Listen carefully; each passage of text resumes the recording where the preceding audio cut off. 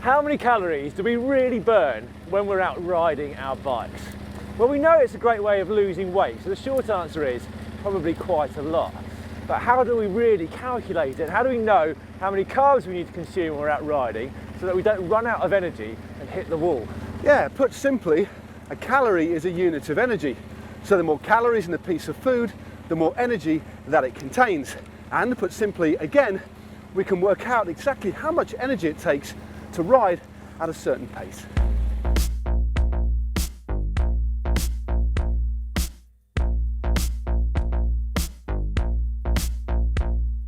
Pedaling a bike requires power, which is measured in watts. You can roughly assume that producing 1 watt of power for an hour will burn 4 calories. It doesn't sound like much, but cycling at 10 miles per hour on a flat road requires about 40 watts. 15 miles per hour about 100, and 20 miles per hour on a flat road about 210 watts.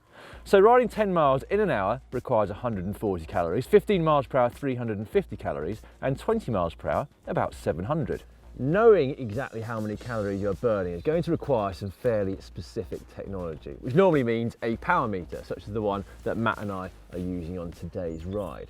However, they are quite a significant investment, so an alternative is to use a flat road to give you a rough idea of calories burned. However, as soon as you start going uphill or downhill, or you have a big tailwind or headwind, that's going to vary quite considerably. Instead then, you could get a rough idea from your heart rate. Yeah, that's a really long established method that takes into account your age, your weight, and how long you've actually been exercising for. Throw into the mix your average heart rate, and you can get a really good idea of how many calories you've burned. So, to give you an example, I am 36 years old, I weigh 70 kilograms, and to average around 20 miles per hour or 210 watts on a pan flat road normally requires an average heart rate for me personally of 140 beats per minute. Crunch all those numbers in the calorie calculator and it comes out at 770 calories per hour. So it's pretty clear then, there's some inaccuracy here. In fact, there's quite a lot of inaccuracy across the board with all of these methods, but in particular, heart rate. Take for example, comparing one person to the next. Somebody can have a really low heart rate compared to somebody else, but that may have no bearing on their fitness whatsoever. And then you've got to look at your own heart rate. It could be changeable depending on your level of fatigue or even the temperature of your body. But what about power? Surely that is actually measuring an output.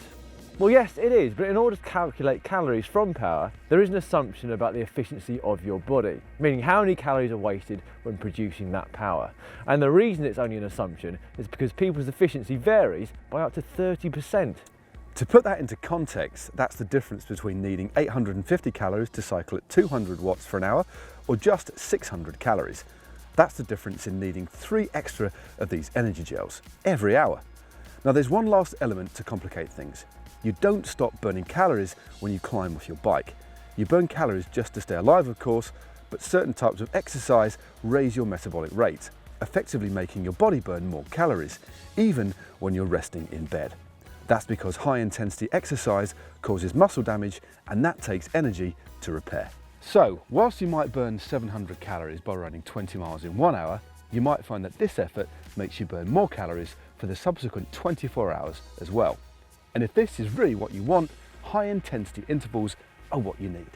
If you ever want to measure exactly the amount of calories that you burn while cycling, you're going to need to know the quantity and the types of gases that you breathe out and the relationship between oxygen and carbon dioxide. And as you can imagine, that would take some pretty specialist type of equipment, most likely taking place in a lab. And let's face it, do you really need to be that accurate?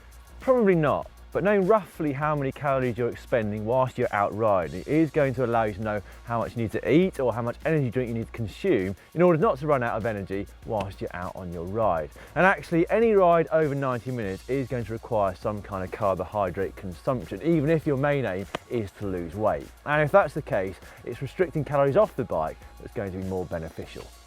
Should go and have some cake? Yeah. Anyway, if you haven't already subscribed to Global Cycling Network, please do so, then you won't miss any more of our videos. And you can do that by clicking on the globe. Yeah, and if you would like to do some high intensity intervals on your indoor trainer, we've got the perfect video for you just down there. Or on the other hand, if you'd like to know where's the best place to consume food whilst you're out on the bike, you can find that just down there. And tip is probably a calf. No, actually on the bike. Oh,